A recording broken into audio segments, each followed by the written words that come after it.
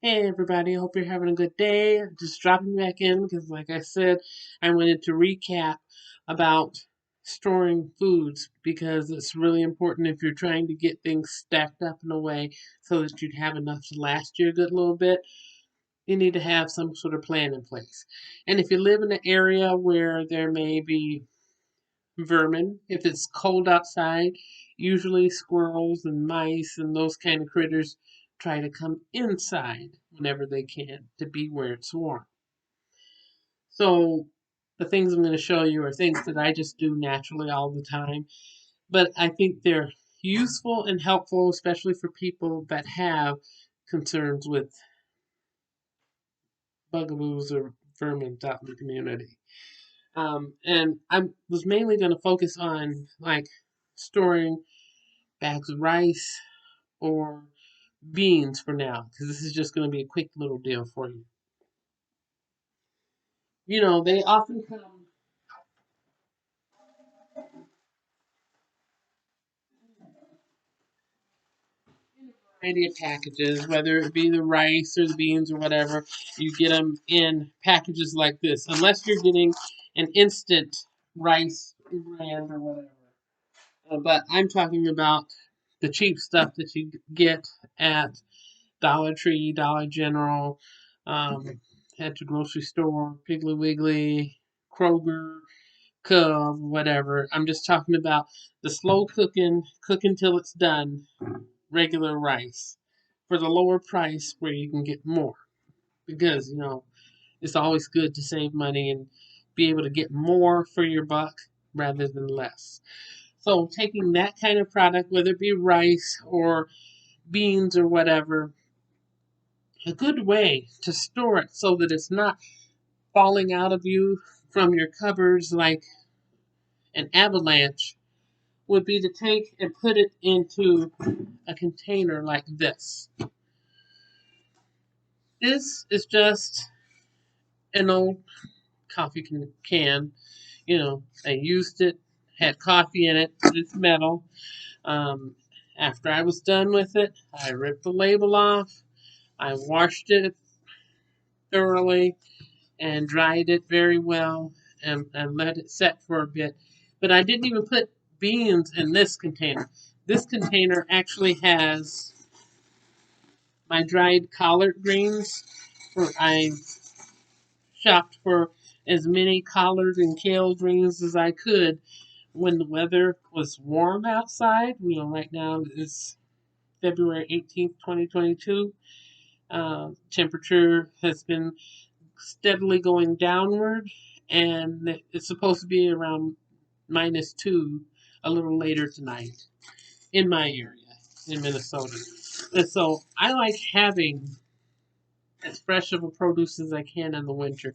And even though it sounds weird, I dehydrate it to get it that way. I'll go to the farmers markets or wherever, global market, farmers market, places where there is fresh produce, and buy as much as I'm able to when the season is right and the season is good, because I like buying local and I like knowing either who the farmer is or who the vendor is, and knowing that I'm really supporting businesses here in not only in my country but in my community. It's a big deal to me. So I get that and I dehydrate it, which I'll show you about dehydrating in another video. And then I have it chopped up and I put it in this container and I have a lid.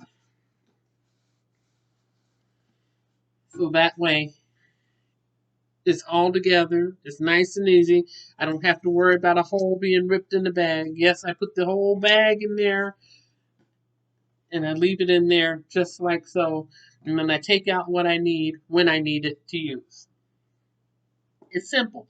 And what I like about this is that when you have another container, this is a smaller from a smaller coffee can, then when once that's filled, you can put this on the shelf and not having to worry about the bag falling over. I'm not worrying about having any waste from just having tons and tons of fresh produce, because I do try to avoid that as much. I want to have the freshness of flavor, but I don't want to have so much fresh produce sitting around that it doesn't all get eaten, and then that becomes a waste. So this can, once it's filled, they can go in the cupboard just like that, stacked on top of each other. It saves space and it's very convenient, easy to store, very easy to store. Like this small container actually is full of bags of lentils. So I will designate one can only for lentils. I'll designate one can only for red beans or navy beans or lima beans or pinto beans or whatever. But if you designate different cans for different things, and then you can write on the lid what's in there, um, and if you still have your label on each package because you're not taking it out of the plastic until you're ready to use whatever individual bag, then you can keep up with the expiration dates. So you can just write on the lid what the product is and the year that this was put together. Works very easy. But what if you're not a coffee drinker? Maybe you drink milk. And this is a container from dried milk because I get dried whole milk. Um, it's good. I can mix it with water and it's good for baking. It's good for having in cereal. It's good for a variety of purposes. Or make my own cocoa at home. But this container, of course, has a different type of beans in it.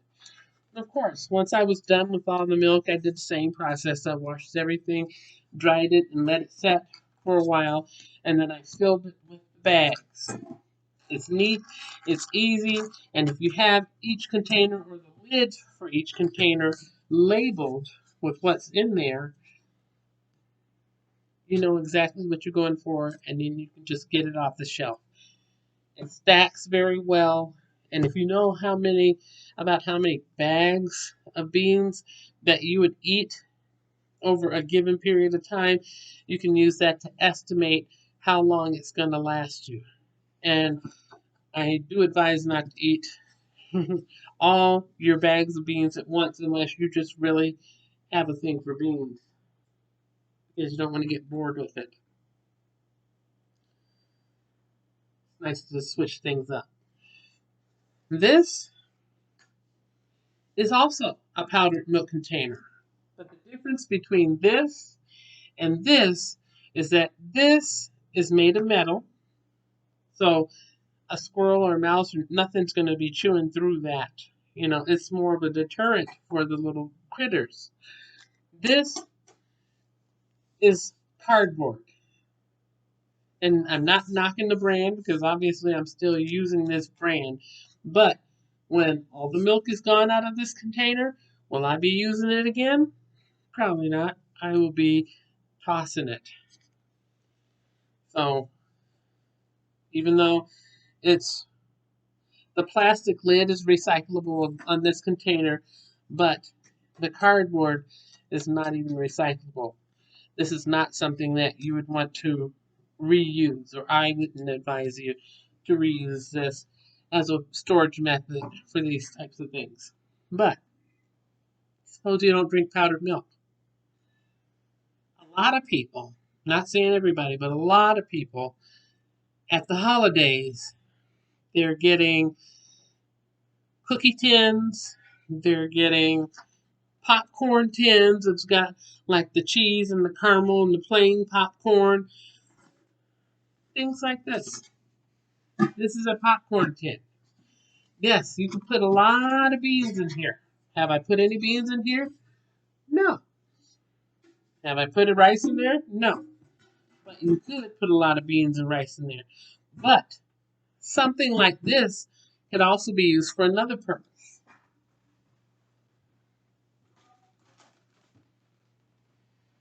If you have a little furry friend at home and you have food for them, like if it's a cat or whatever, You can use a tin like this to store that pet's food, especially, like I said, if there's an issue with some kind of rodents or whatever in your area, or it could be that you're in a house and they found a way in through sewage or whatever. You'd never know. I'm just saying that this is an option for keeping your stuff safe and clear and put away organized. Because once you've got it in there, you can put it under the cupboard. Nothing's going to get through that now. Not very easily. So, those are some things that you can use for storing beans. You can store rice that way. If you have spaghetti noodles, you can use a plastic shoebox container.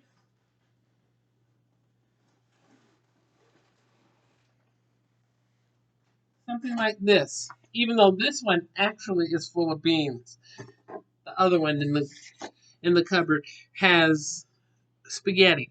You can put spaghetti. You can put linguine in there.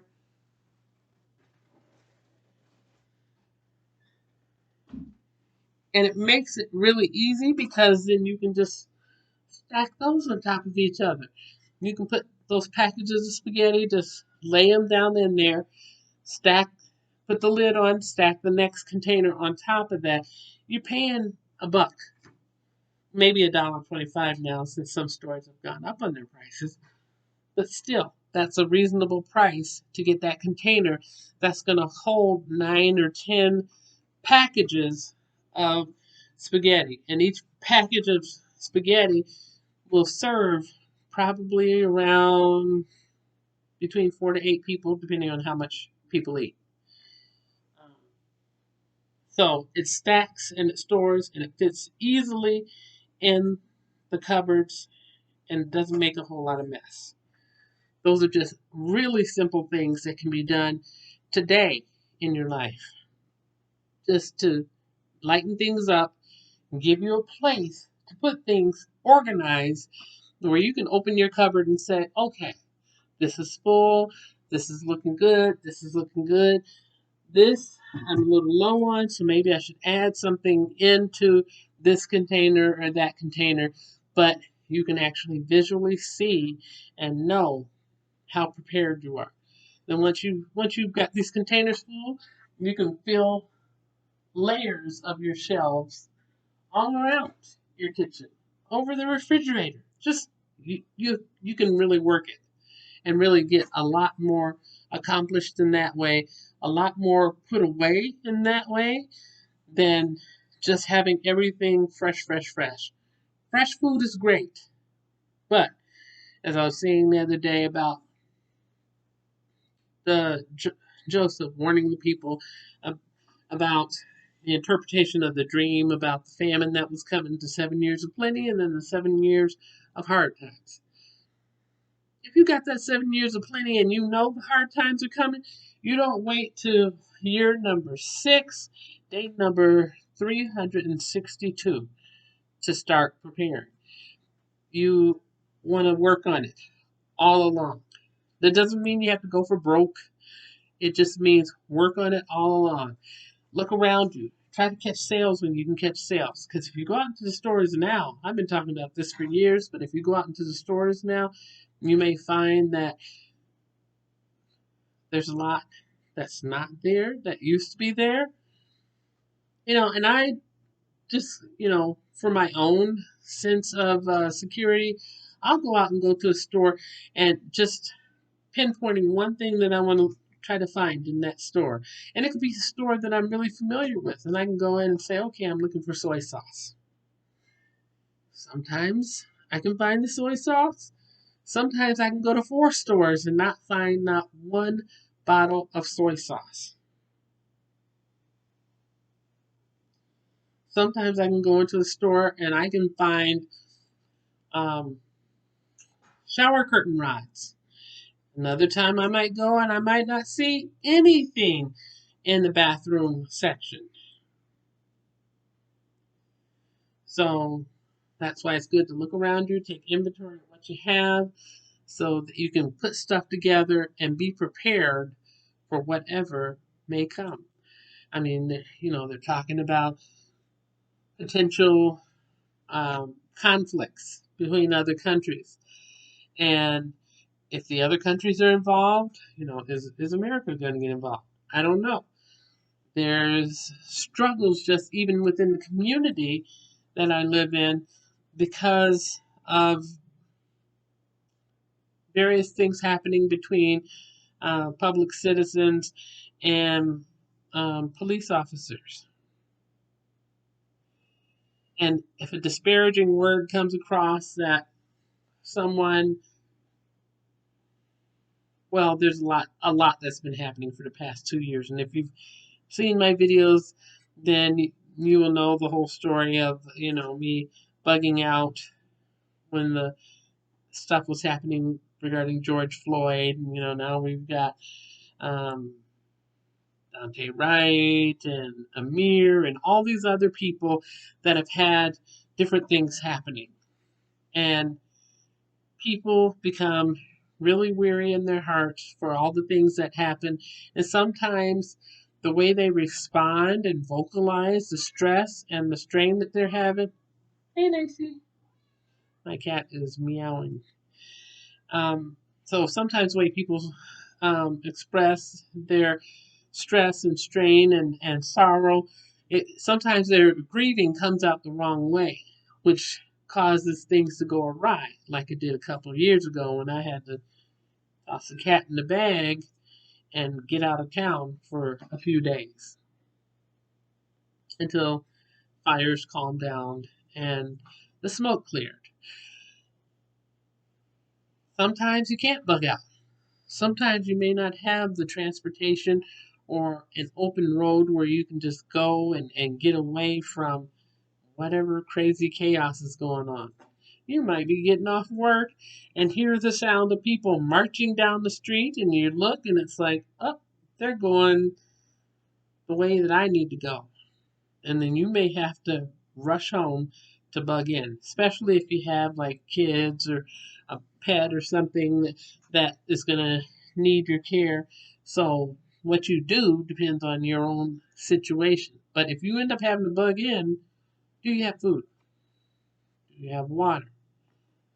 What if something happens and the electric plants stop working, which causes the water purification systems for the city to stop working? Do you have water purifier at home? Um, it could be a Berkey. It could be a Life Straw. I've done videos on the Life Straw. You could have a Brita or other things. But depending on which system you have, some things filter out some, and some things filter out about 99% of things. So it's good to look at what you have available and figure out what's going to give you the most bang for your buck. Um, if you can't afford something like the Berkey, but you want a Berkey type system, I can do a video and show you how to create that um, on a cheaper level. But it would be advisable for you to get the actual filters that are used for those higher price systems. But there is a way that you can do it without having to pay the hundreds of dollars for those kinds of things. But those are some of the things to think about and have planned for ahead of time. Because if you're waiting until the crisis is right upon you, then it's hard to prepare for what's coming. So I think a wise person sees that trouble is coming and they prepare in advance so that whatever may come, they have a plan B and a plan C so that they can work through some things. So they know how they're going to be able to contact their family or friends, that there's a meetup location if there needs to be a meetup location if things really go awry. Understanding what it means to run, hide, fight, and when that type of scenario is when it comes and when it's best to use that type of response to different situations. These are things that are just really, really important for everyone to have. I don't want to ramble on, but did want to show you a few things about storing these kind of food. And of course, even though I didn't say it, using glass, like the mason jars, is always a good thing to me anyway, because you can write your label on the lid, you know, of the date of when the items were put in, and this is 11 of 21, so that was November of last year. This is a jar full of dehydrated onions. Once upon a time, this was a full bag. This is like a 5 pound bag of onions that I sliced and I dehydrated. And that 5 pound bag of onions will now last me throughout the Minnesota winter. Whereas before, if I would have kept it just as a fresh bag of onions, after a few weeks, it would have been growing something green. It would have been stinking too, and I would have to throw stuff away because it would be getting slimy. But not liking the waste, this is what I do, which may annoy my neighbors for about a day because I'm sure they smell the onions in the hall. But then when it dries up, that odor is gone. And when it's perfectly dried, it's perfectly good because I can use it in soups and stews. I can use it when I make omelets. I can use it when I make lasagna. I can reconstitute it with the water and it comes right back. And it's still flavorful. It still tastes good. It's healthier for me. And it's good for my body, my heart. Changing the way I eat has helped change my life for the better. I know people that struggle with high blood pressure stuff. And none of this that I'm saying is to be regarded as any sort of legal information or medical advice because I am neither a lawyer or a doctor. But when I started having my own heart related issues and high blood pressure and dizziness and all the side effects and everything that even happened from medication that I was being prescribed, I started reading books like Back to Eden, which is a paperback book that's about this thick. You can probably find it on thrift books. I'm not getting paid any promotion from anything. I don't get paid for anything that I'm doing here on YouTube. But I found the book in the thrift store for less than $2. I started reading through, and you look up whatever the ailment is or situation is, and it will give you natural type remedies of all the things that God created that were created to help us in our body. Like what worked for me? 2 plum-sized beets every day. Now I know not everybody likes beets. People say they're muddy and murky and all sorts of things. They don't like pickled beets. They don't like roasted beets. They don't like boiled beets. People just don't like them. But do whatever you need to do. If you're having like really, really, really, really high blood pressure, you may need to do whatever you need to do to try to get some beets in your body because beets, um, according to my doctor, are very helpful, which he didn't tell me until he started noticing that my blood pressure was getting too low. And he said, "What are you doing? I gave you these prescriptions." And I said, "I'm taking them. I'm taking them, doc." He said, "Well, what are you eating differently?" And I said, "I eat 2 plum-sized beets every day." And he said, "That's it." He said, "Beets have properties in them that will help lower your blood pressure. Just like if you like to eat licorice,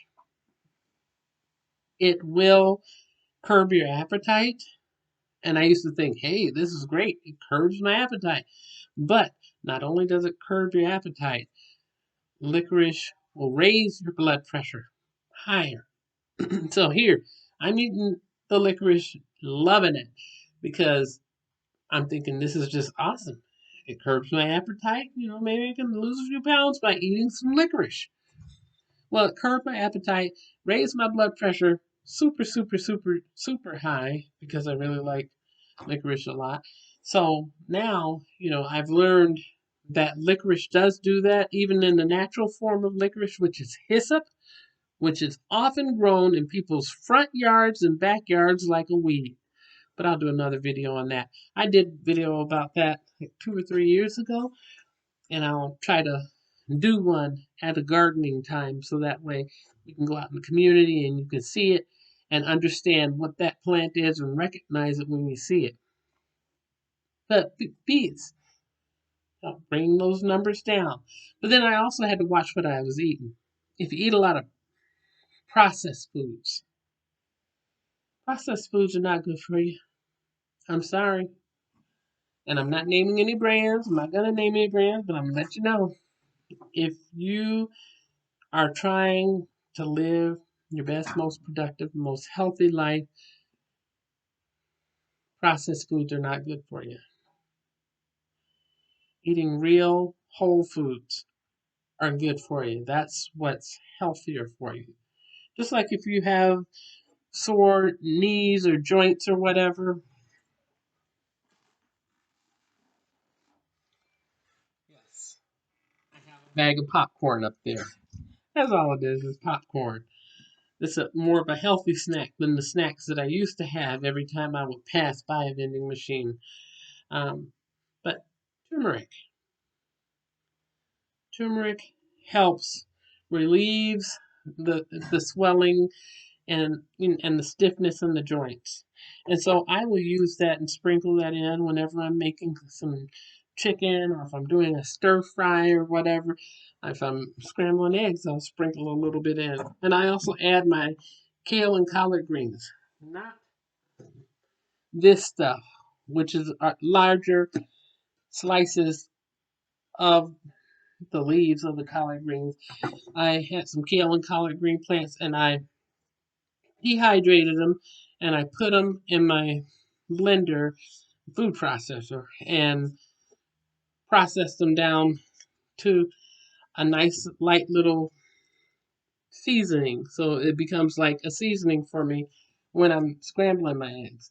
Instead of using the salt, I'll use garlic powder and I'll add in the kale and the collard greens because they're good for you. If I'm making black eyed peas or whatever in the Instant Pot or on the stove or whatever, when that stuff is almost done, I sprinkle that in. It enhances the flavor. It does not raise my blood pressure. You gotta treat yourself, not cheat yourself. You gotta do good, wholesome things for yourself and for your body. But I'm about to get off of this video because I've been talking for quite a bit. But I do want to give you the Easter egg. By the Easter egg, I mean another thing that can be done, like if you have high blood pressure.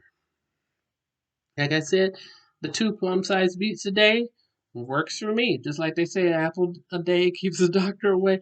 2 plum-sized beets makes my cardiologist very happy.